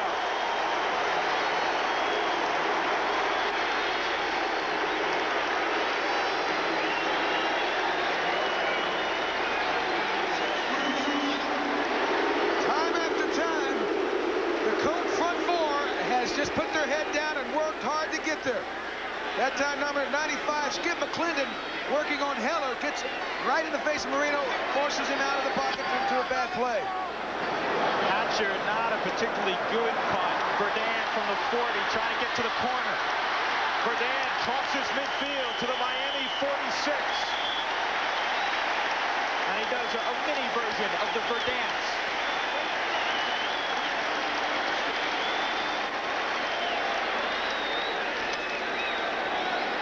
A punt of 37, a return of 15 from the Pro Bowler.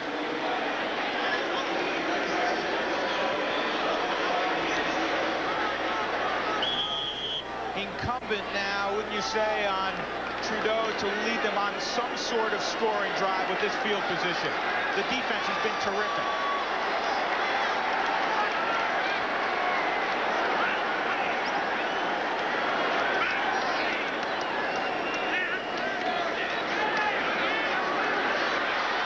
Trudeau, man wide open.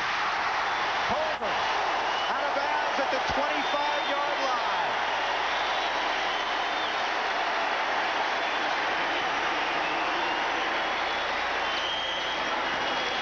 Rodney Culver in on the right of your screen. screen in the slot. Trudeau moves him out of the backfield. He runs away from the Offerdahl again.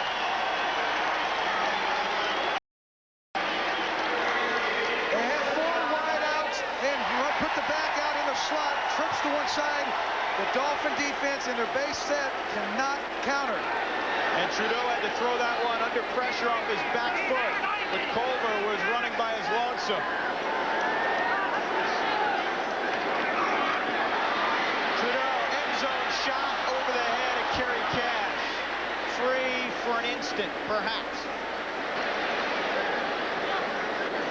Tom Olivadotti, the coordinator on defense for the Dolphins, says this offense bugs you to death. They'll take the little shots, and if you miss one guy on a crossing pattern, boom, 30, 40 yards. That's exactly his worst nightmare. But once you get down close to the end zone, the field shrinks, and you can cover those guys up a little bit better. Statistically, Trudeau had a pretty nice afternoon. 21 of 36, 191 yards, but he needs to get him in the end zone. They trail by 7. End zone, touchdown! The rookie, Sean Dawkins, their number 1.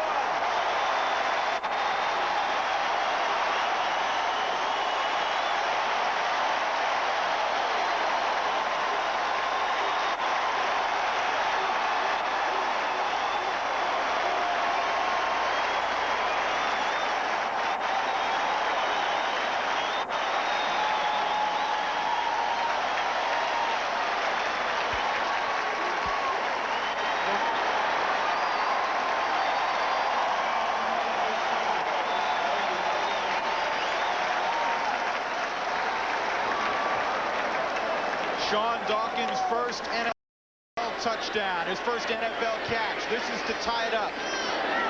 Biasucci has it through. We're knotted at 17, 13. Terry Kirby from the 5. 26-yard line.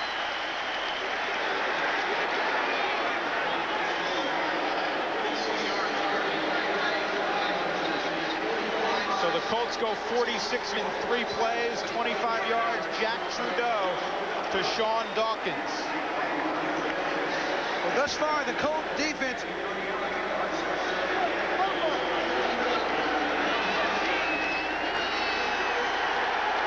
And for those of you watching Kansas City beating up on Tampa Bay, welcome to the noisy Hoosier Dome, where the Dolphins and the Colts are tied at 17. Drew Goodman along with Dan Hampton. Outcut, first down yardage. 82's Mark Ingram, the former Giant, who hauls it in there. Just a few moments ago, Indianapolis tied it up. They took possession over midfield, and Jack Trudeau was given plenty of time. Dawkins broke free, and on the corner route, he got in the end zone. His first NFL catch, his first NFL touchdown. The Colts have been stout all afternoon on defense. Higgs will get about 3.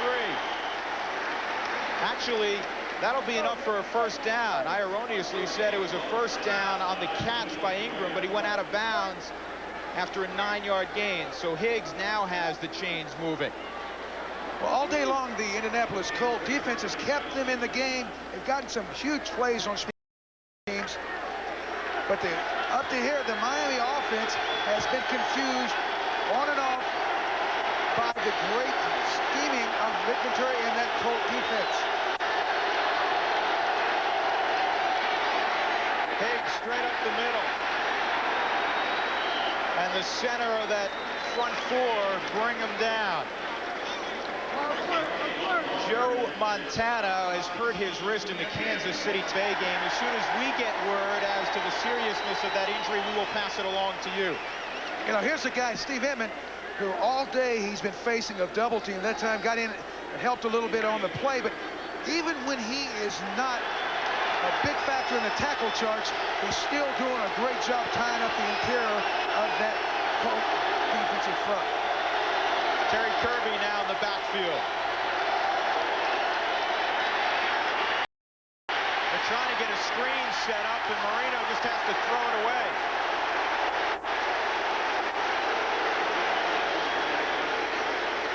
It's got to be very difficult, Dan, to check out of whatever play was called in the huddle with the crowd noise here in the Hoosier Dome. Well, that's one of the great assets as a defensive player when you do get the home team crowd behind you. Here, Marino wants to do something different. He knows he's got to get rid of it.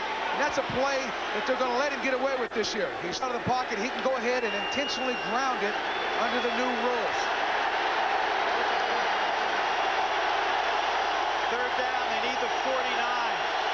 Their own 49. Blitz coming.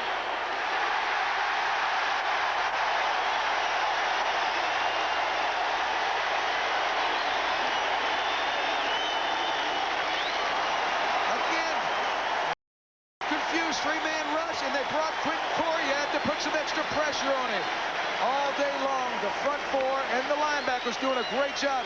Here you'll see 50 Bickett coming, then Coryatt freeing up. Marino has no choice but just to ground it. Dale Hatcher will punt it away. Verdan's back at his own 20.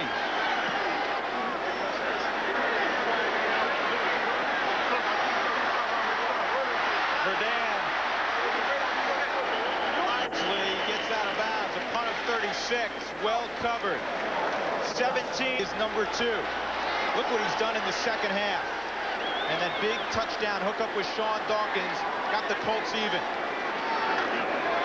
Counter tray, and that'll get maybe to the line of scrimmage. Brian Cox is there defensively. In that Kansas City and Tampa Bay game, we have a flag down. It was the left wrist of Joe Montana that was injured, and good news for Kansas City and Montana. The x-rays were negative. Kansas City winning big there. Defense lined up in the neutral zone, both sides, right side of the line, 5 yards, still first down. Well, Randy Dixon, the guard, has been hit in an area that you'd rather not talk about on the air, but going to have to go with number 79 in his place, Joe Stanson there. 1st and 5 now for Trudeau. Johnson, nifty little move, and that move got him a first down. One thing that Johnson and Culver can do, they might not light the world on fire running the football, but they can catch it coming out of the backfield with the best of them. Well, they really can, and that's what this offense is geared around. Of course, you would love to have those guys be able to hit up in there and make you some yardage running behind the big horses, but when they get out in space, one-on-one with the linebacker or safety, they generally make something good happen. Up to this point, Trudeau has enjoyed a great day of protection behind that offensive line. They're doing a super job against the Dolphin front.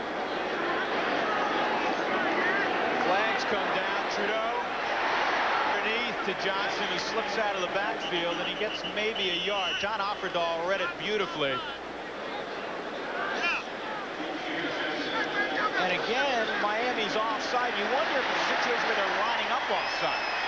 One of the down people. Don Shula incredulous at the call. Lined up in the neutral zone. Number 99 on the defense. 5 yards, still first down. That's Chuck Kleinbell, the nose tackle. He's really crowding the ball. Now the center is Kurt Loudermilk, and a lot of times those old crafty pros like Loudermilk, they'll roll that ball around a little bit after you get down in your stance, put you in a position where you may be in the neutral zone. So again, it is 1st and 5. Ball just outside or inside the 40-yard line of Indianapolis.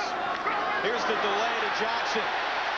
First down yardage, and carry to the 49-yard line before Lewis Oliver stopped him there. Very impressed with the confidence level of this Indianapolis offense. They're catching a rhythm. They're beginning to be able to run the ball a little bit. Once you get that ball down the field in the air, you start getting folks worried about that, and then running lanes open. There, Johnson going on a little gut play for the first down. The complexion of this change, the momentum in a blue jersey now, and the Colts offense picking up where the defense has led them. The defense has been terrific throughout. Again, movement up front.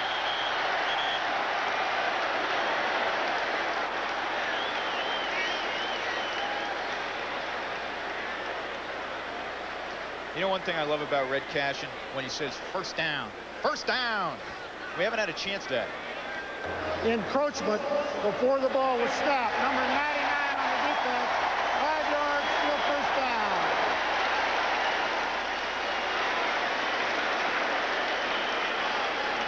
When you're a nose tackle and you jump off sides like that, you got to feel like every eye in the stadium's on you. It's like the center fielder dropping a pop fly. Boy, you feel like you want to crawl inside your helmet. I know Klingbeil, win or lose, will be disappointed today. He prides himself on having the dirtiest uniform after the ball game. Well, he's got it lathered up for sure. I don't know how much dirt's on it. Tough on this unnatural stuff. Well, inside. look at him here. He looks like he's off again. Johnson counter Trey. Not much doing on 1st and 5. Now, number 99, Chuck Klingbeil, is the nose tackle. You're looking at him right here. He has got to give that center a little bit of space. They call it the neutral zone. It looks like he's been in the no-fly zone all day. That time, it looks like he got away with it. Spinning out of it. 2nd and short. Ball at the 42-yard line. The Miami Dolphins tied at 17, 8:05 to go. Johnson straight ahead. And the Colts offensive line has saved their best for the final quarter. They're getting a push up front. They really are. Dolphin front, which prides itself on being quick and great technique, is getting knocked around now. Here the right guard cutting number 99 Klingbeil. There they're just bowling over. Johnson putting his shoulder down and acting like a fullback on short yardage. Now that's what you got to have to make a more complete offense. The Colts look like they've made up their mind and they're going to run the ball here in the 4th quarter. This is a team that was last in the NFL in 91 and 92 running the football. There's our situation. 17-17, 1st and 10 from the 38 of Miami. Langhorne caught that. That was nifty.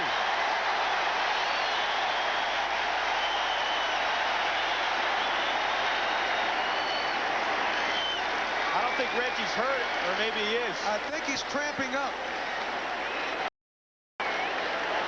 Langhorne is one of those guys that gets it done. He's become the go-to guy here for Jack Trudeau, crossing across at about 12 yards, gets the first. And you've got to think that that was a catch. At home in Indianapolis, when they are in this thing in the 4th quarter, you might have pandemonium break out if you call that one bad. Here, Cox clearing late, puts a little bit of pressure, but the thing is, Trudeau, for the most, has enjoyed great. And it's paying off right here. They're on the move, trying to break a tie at 17. 1st and 10 from the Dolphin 24. Inside, handoff to the 19-yard line. Now, all of a sudden, Anthony Johnson's a workhorse. This is a team that at intermission had 11 carries for 10 yards.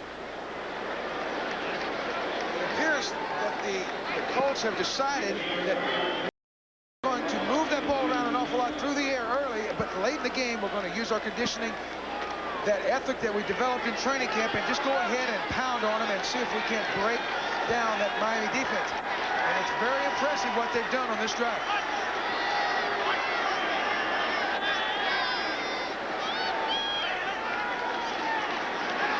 Johnson finds a little bit of an opening, and he stopped at the 16. That'll set up a 3rd and 8. Jeff Cross, the left defensive end, made the stop. How's that battle going on between Loudermilk, the center, and Klingbeil on the nose? Well, the 3 guys up front in the middle, Dixon, the left guard, Schultz, the right guard, and Loudermilk, are doing a great job of controlling that interior portion. There, Loudermilk gets a stalemate with the nose tackle. If you can do that, there's going to be a seam to run off of. 13-yard line.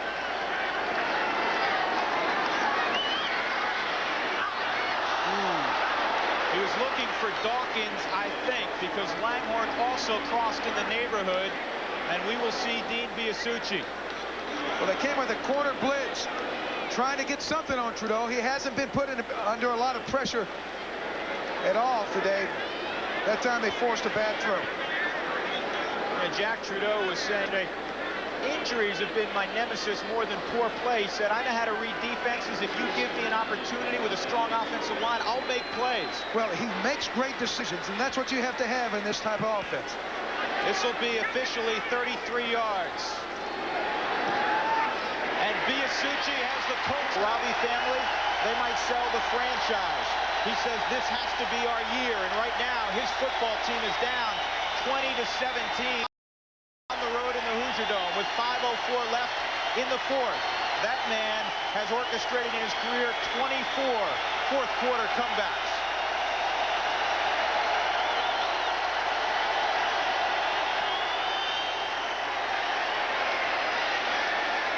McDuffie 2 yards deep, and his partner Terry Kirby says, OJ, stay put. Well, this far in the game, Colt defense has done a great job of sitting in those soft zones, bumping the receivers, mixing it up. Marino can never find some type of rhythm that he likes to get on. He's a fast track kind of guy. He doesn't like to take what you give him. He likes to make something. His two big plays have been to the tight end and isolated coverage on the linebacker. He's the kind of guy that look for it every time when he gets it. Marino, now 14 of 32.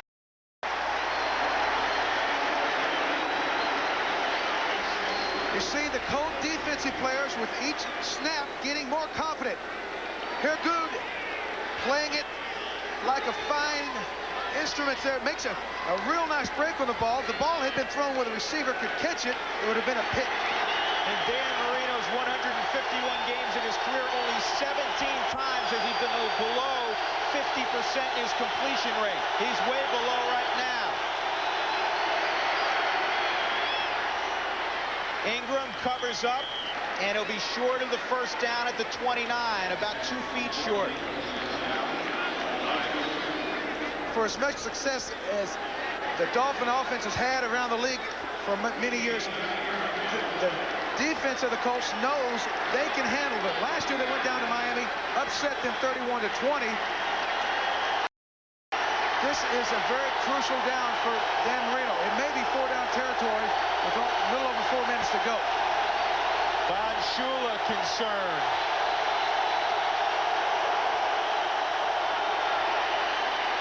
That'll be a first down. And the next snap will come inside of 4 minutes to play. We saw a shot a moment ago of Rick Venturi. He's a defensive coordinator. He took over when Ron was dismissed as the interim head coach. He's a colorful character, a guy that gets in with his troops. He's a fiery type of leader. Nice guy to visit with. He's done a tremendous job with this 11 today.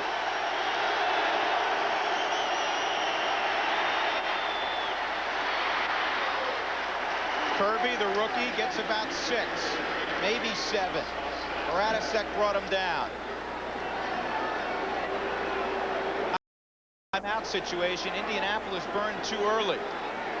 Miami has their full slate.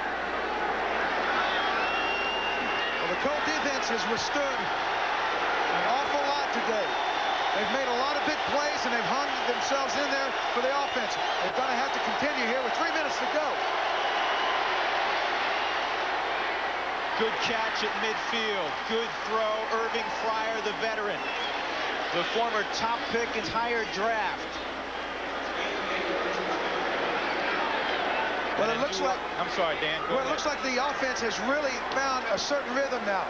They're starting to pick apart that zone. The linebackers out, dropping about 8 yards. They're getting somebody right behind that area before they get to the safeties and getting some good gains. Marino's yet to be sacked today. They've had some pressure on him.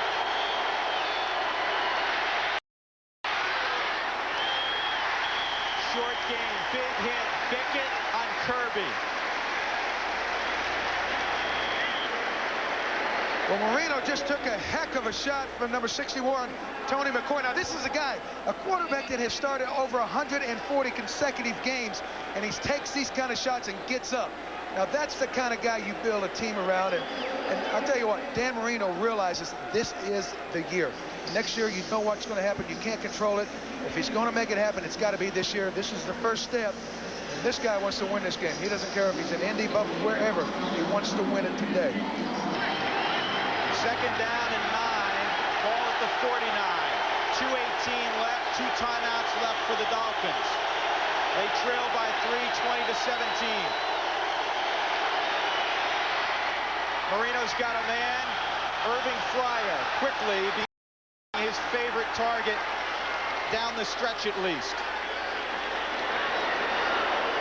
Well, Irving Fryer is the kind of athlete you want to have as a go-to guy. Great speed, but more than that, he's got toughness. He'll make the catches late in the game across the middle when a lot of guys just won't want to go in there. That time catching it out. He's caught 3 of those today. That's what's going to open up those deep crosses.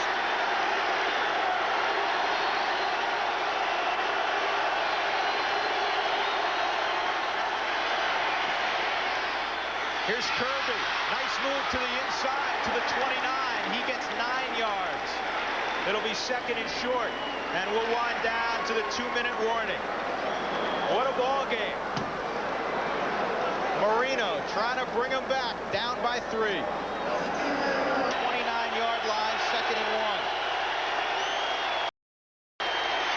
Byers gets a first down. Byers inside the 20, still churning for yardage to the 17. Looks like Byers tripped the defensive back. Jason, was it Belser or Daniel? He tripped Belser at the end of the play. No flags were thrown. Just a little bitty slant draw play here. Byers makes a great adjustment. Saragusa was in the hole. He kicked outside. And it looks like the Colts are just too tired to tackle.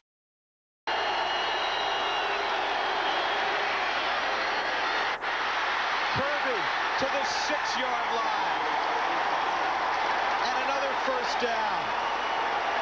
Plenty of time left. And Dan Marino will go to the sideline.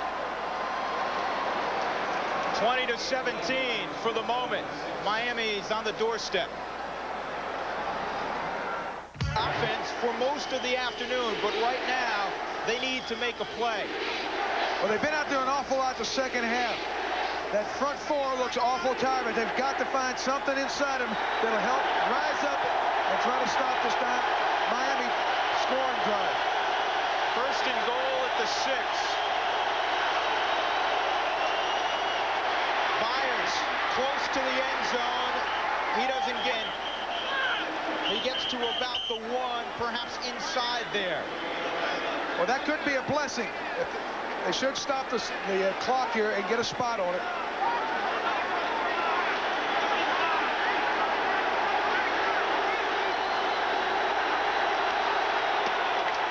The rookie, no signal yet. He didn't get in. Terry Kirby stopped shy. Belser, the safety, was the one that went over the top, kissed him, knocked him down. To call another timeout.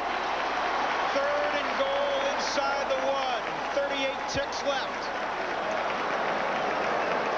Devon McDonald has been put back into the game. He made a big play earlier on a goal line stand. They're looking for it again. And Higgs is checked in. Kirby in the backfield.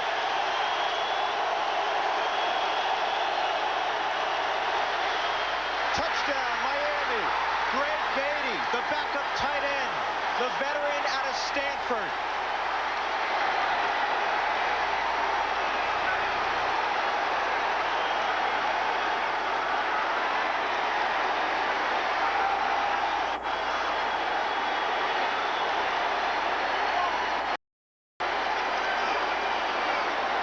When you got the gun, you got to fire it. You got the gun, but if you're a defensive guy for the Indianapolis Colts, you know this extra point is a big play. Field goal will tie it if you block this. They can't quit on it. Stoyanovich got it through. 24-20. The separation is 4. 35 seconds remain. On that play, Marino getting in the pocket. It looked like kind of a naked boot. Beatty, the tight end, just gets uncovered. He checks in the game on goal line. There you see him bang on a safety and then just kind of uncover. Marino knows where to go. Well done. 7th time Greg Beatty has gotten in the end zone. Here's a guy that makes a football team, the backup tight end, a good snapper, and he makes the critical play. And Marino was under 50%, and now he's above. Picked his best moments, as he usually does, for late in the ball game. What a drive. Well, that great big guy he was squeezing there, 73, is Ron Heller, the right tackle. Now, that's a guy they got from Philadelphia. Heller's never been a Pro Bowler, but he's one of those guys that'll fight, claw, scratch to get it done, just like Dan Marino. One played at Pitt, one played at Penn State. They both got the same thing in mind. Let's go to the Super Bowl. Indianapolis and Ted Marchibroda want Clarence Verdun to somehow get to the wall. He'll be back deep. There he is, 83, and it'll be interesting to see whether Stoyanovich even kicks it in the air or squibs it on the ground. Oh, he'd have to squib it. He'd have to be crazy to kick it to this kid. Verdun's the best in the league and puts a lot of fear in kickers. They do kick it off. If you kick it that deep, okay. It's Johnson, and he'll put a foot down. Check that, it's Culver. He puts the knee down, and now Indianapolis will have 35 seconds. They must traverse all 80 yards. A field goal does them no good at all. And it will be Jack Trudeau's team. And next week, it'll again be Trudeau's team when they line up at Cincinnati. Jeff George is now 3.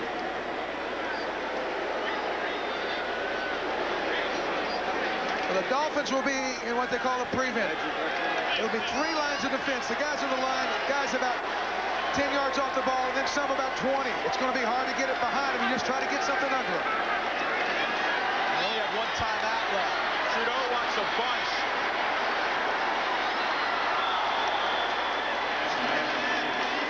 Is that necessary there? Well, that's the thing. You can't think, oh, I just got to get it all in one bite.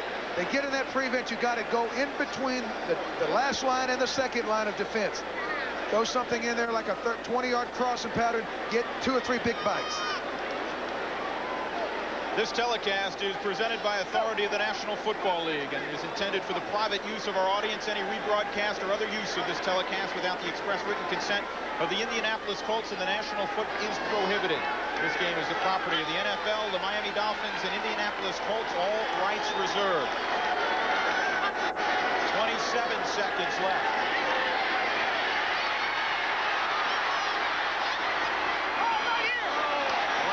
Couldn't come up with it. Great coverage downfield. 36 is Stephen Braggs.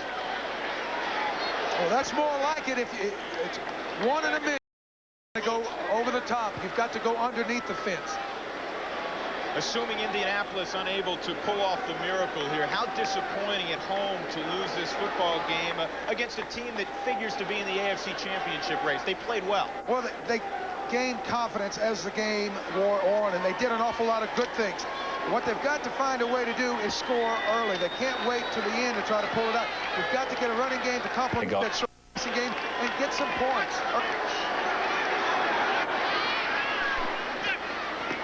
That's intercepted, and that will put a lid on it.